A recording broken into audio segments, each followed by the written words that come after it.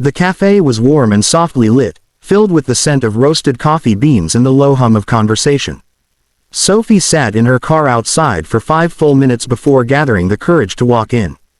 Her hands trembled as she adjusted her dress, simple, sky blue, and a little too tight at the waist. She checked her reflection in the mirror. "You look fine, Sophie." "Just fine." She took a deep breath and stepped out. This was her first blind date in over a year. Her best friend, Mia, had set it up, insisting that she needed to stop hiding behind her art studio. Sophie had reluctantly agreed, never expecting anything to come of it. After all, she'd been on enough dates to know how they usually ended: polite smiles, awkward silence, and the familiar phrase, "You're such a nice person." But the man sitting by the window caught her eye immediately. He was tall, broad-shouldered, and dressed in a charcoal suit that looked tailored to perfection. His dark hair was neatly styled, and his silver watch gleamed under the sunlight. He looked like the kind of man who owned the world, not the kind who went on blind dates. When his gaze met hers, he smiled and stood up. "Sophie," she nodded. "That's me. You must be Adrian." His handshake was firm but gentle. "I'm really glad you came." They sat down, and Sophie tried to hide her nervousness by studying the menu, even though she already knew she'd just order tea. Coffee made her jittery, and the last thing she needed was more anxiety. "So," Adrian began, his voice calm and confident, "Mia tells me you're an artist." Sophie looked up, surprised. "Oh, yes, I paint. Mostly community projects now, murals for children's centers." "That's incredible," he said sincerely. "You must bring a lot of color to people's lives." She blushed a little. Compliments always made her uneasy. "I try." They talked for a while, about her art, his work, and the city's best cafes. Adrian was easy to talk to, charming, yes, but not arrogant. He asked questions, really listened, and never once made her feel uncomfortable. For a fleeting moment, she thought, maybe this one is different. But then, as silence stretched between them, old insecurities crept in. She noticed how his shirt fit perfectly, how everyone in the cafe seemed to look at him, and then at her. A couple at the next table whispered, their eyes flickering toward them. Sophie felt her stomach tighten. Finally, she set her cup down and said softly, "Listen, Adrian, you seem really nice, and I appreciate that you took the time to meet me. But let's not waste it." He frowned slightly, confused. "What do you mean?" Sophie exhaled shakily. "I know what people see when they look at me. I'm not your typical blind date match. No one marries a fat girl, sir." Her voice cracked at the end, though she tried to sound casual. "People like me, we're the funny friends, the good listeners, the you deserve someone great type. Not the love story." The cafe fell quiet in her mind, just the soft clink of cups in her own heartbeat. She expected him to laugh it off, to give her that pitying smile she'd seen so many times before. But Adrian didn't move for a long moment. Then he leaned forward, his eyes steady and kind. "Who told you that?" She gave a short, humorless laugh. "Everyone. My ex, my classmates, sometimes even my family. It's the kind of thing people don't say out loud but you learn to hear between the lines." Adrian's expression softened. "Then I think it's time someone proved them wrong." Sophie hadn't meant to see Adrian again after that first date, yet somehow, one message turned into two, one coffee into dinner, and before she realized it, weeks had turned into months. At first, she waited for the moment when he'd pull away. She'd seen it happen before, the polite fade out, the "been busy lately" texts, the slow distance. But Adrian never pulled away. He called every morning just to say good luck with her art projects.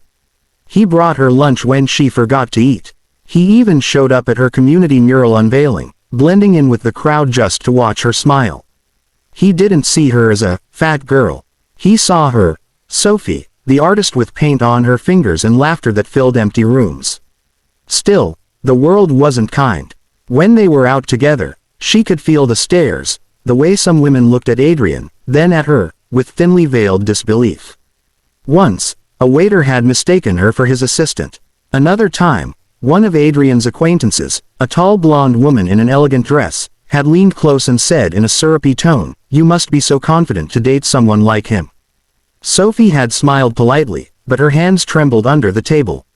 That night, she told Adrian she didn't want to attend any more events.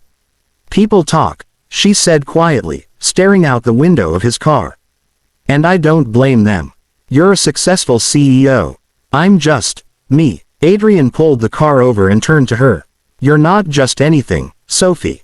You are everything I didn't know I needed." She laughed bitterly. "You don't mean that." He reached over and gently took her hand. "I do. You see yourself through their eyes. I see you through mine." His words disarmed her completely. For the first time, she didn't argue back. She just looked at him.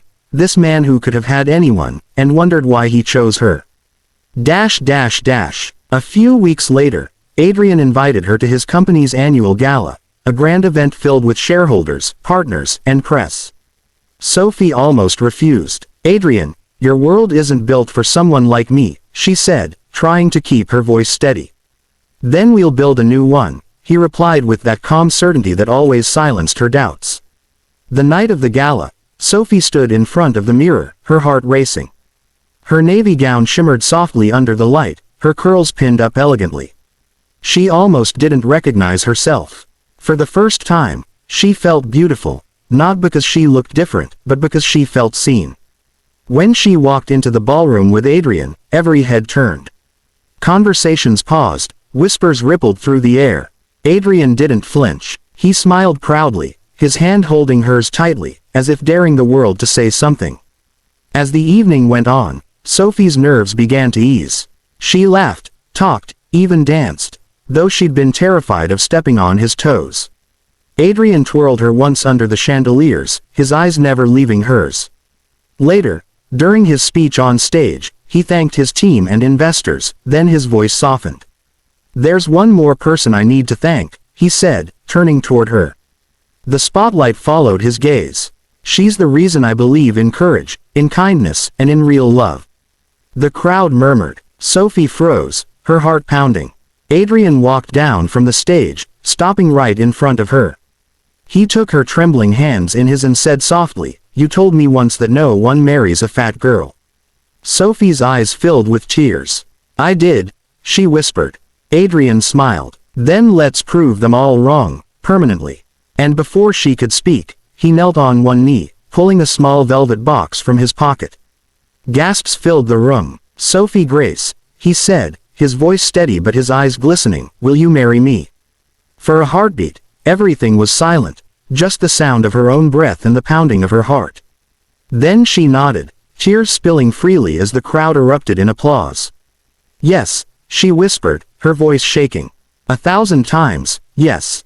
Adrian slipped the ring onto her finger and pulled her into his arms. Around them, the whispers turned to cheers, but none of that mattered. Because in that moment, Sophie realized something deeper than love. She realized that she had been worthy all along. She didn't need to prove anyone wrong. But together, they did anyway. Sophie blinked. "What?" He smiled. Slow, genuine, and warm. "Let's prove them all wrong, Sophie." For the first time that night, she looked into his eyes and didn't see pity, only admiration. And something inside her, something that had been quiet for years, began to stir again. Hope.